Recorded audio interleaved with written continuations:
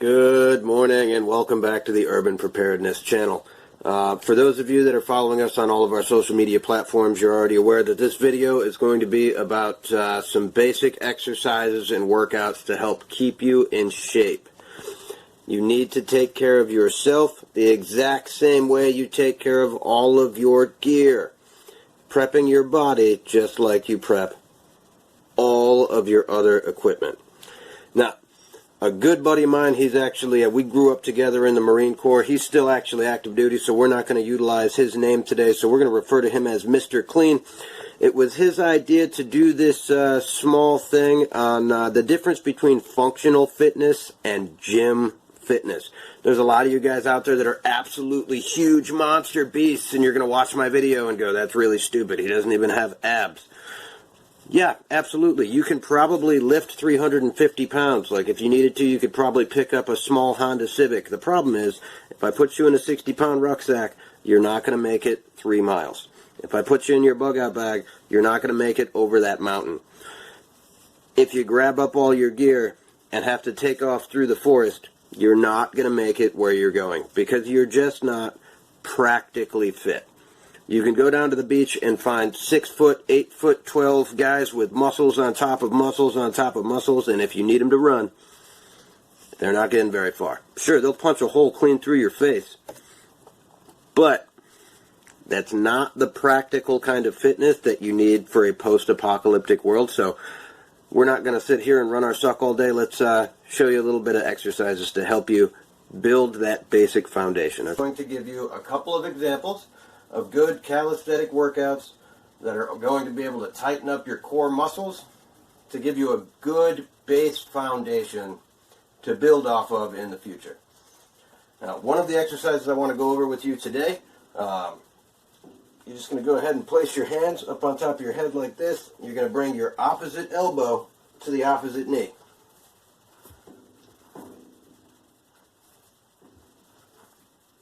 You're going to feel that one right here in your butt, and you're going to feel it right here in your abs. Just bring it up, touch, down, up. About 15 or 20 per side.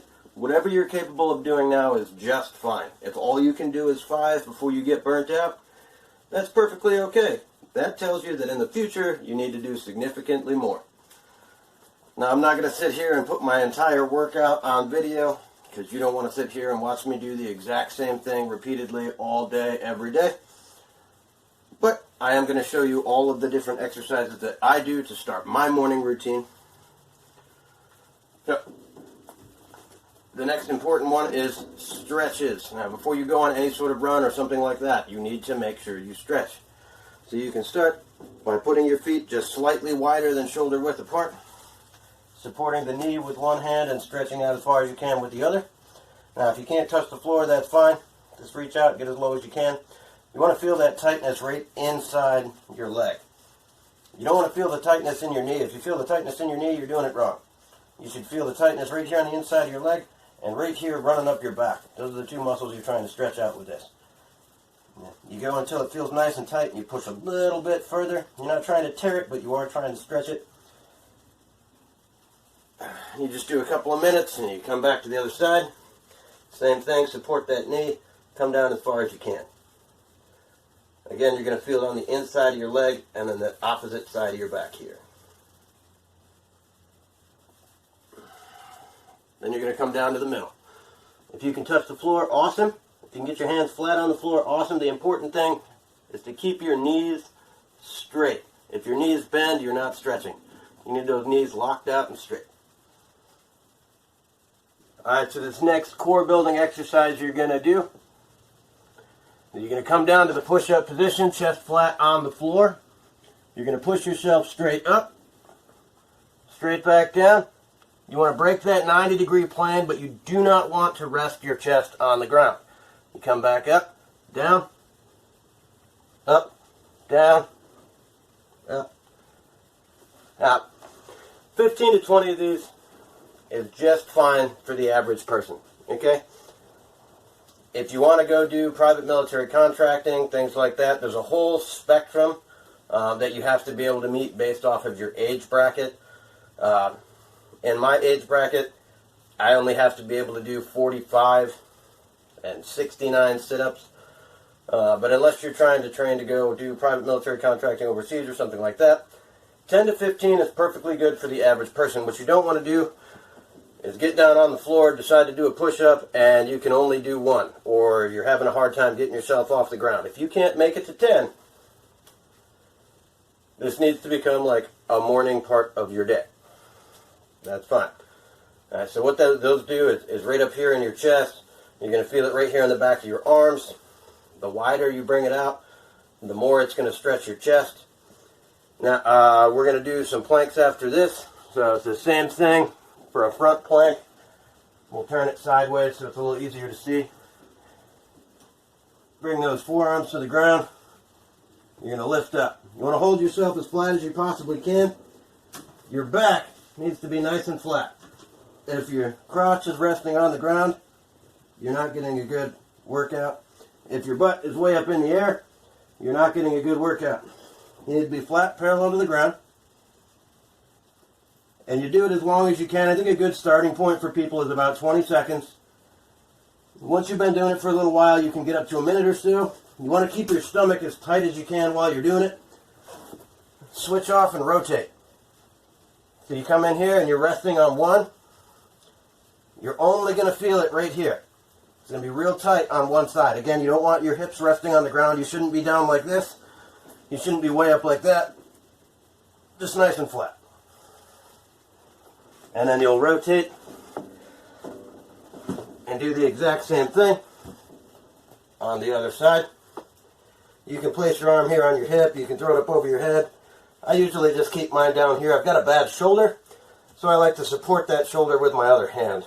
You're still going to feel that right up in here. But if you got a bad shoulder like me, you want to add that little extra support. Alright, we're going to show you a couple different angles of this next one. This one is just a basic sit-up. I'm going to show you a basic sit-up the way that the Army does it. Then I'm going to show you a basic sit-up the way that we did it in the Marine Corps. It's slightly different. It's not exactly a sit-up. They call it a crunch. And then I'm going to show you a modified sit-up that I like using because it's not just the abs here in the front. You're getting those sides as well. And those are the ones you really need to exercise. So, the Army comes down and they come all the way up and they break the plane of their knees here. And the Marine Corps does it. You take your thumbs, you tuck it in that armpit like that, you rotate down. And then you only come up far enough for those elbows to touch the legs and your shoulder blades to touch the deck. So you're never actually all the way down. All you got to do is touch them to your thigh. You don't want to lift your butt up off the ground. You're not trying to slingshot yourself. And you don't want to bring those arms way up off of your chest like that. Now, we're going to tuck my feet underneath my toolbox here so I can show you a good example of this modified.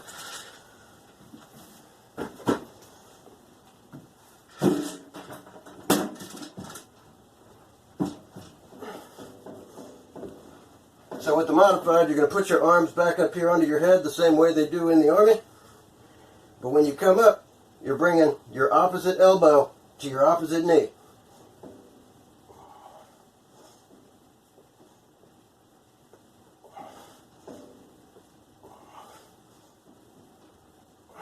Just like that. And again, you don't want to be lifting your butt up off the ground when you come up. It's just a nice fluid motion all the way up and touch. All the way up and touch. If you have somebody that can sit on your feet, hold on to the back of your legs, it makes life significantly easier. If you don't have somebody like that, you can stuff your feet underneath a couch, so you can wedge them underneath the toolbox like I just did. Great core building workout. Your core is where you're going to get really, really, really burnt out really fast. Build off of your core so you have a good foundation. Once you have a good foundation, then you can upgrade from there. This next one, super simple. It's just a squat. Come all the way down, you break that 90-degree plane, bring your arms out in front of you to help you kind of counterbalance, and up.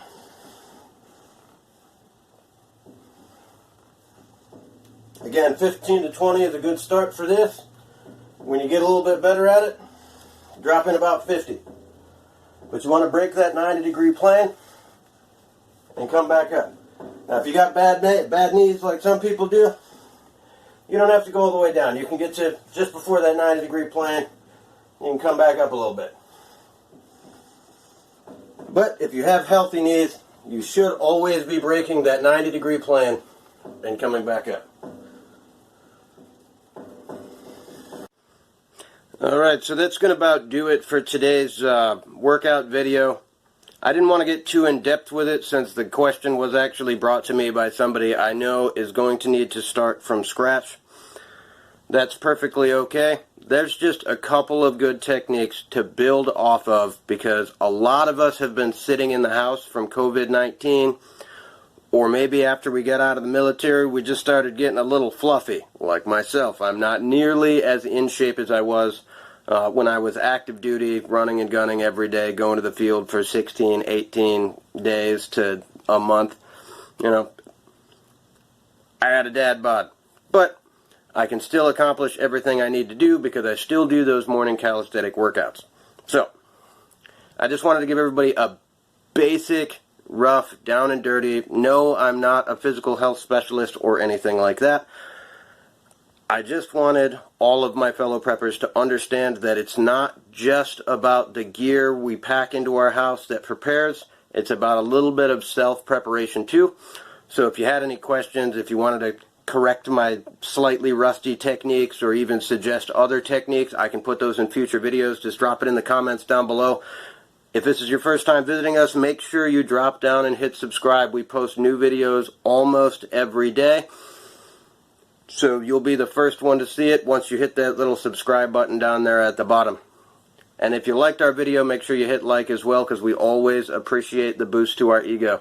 Thank you very much. And the Urban Cockroach has other stuff to do today, so I'm going to scurry on out of here, but I hope you enjoyed.